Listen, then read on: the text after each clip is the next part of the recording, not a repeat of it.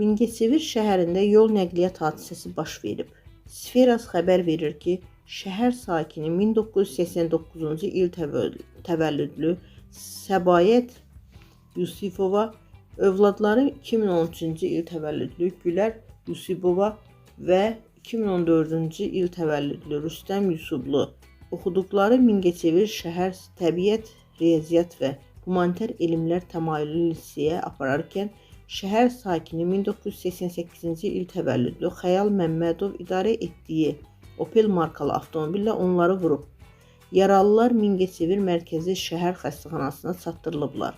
Faktla bağlı araşdırma aparılır.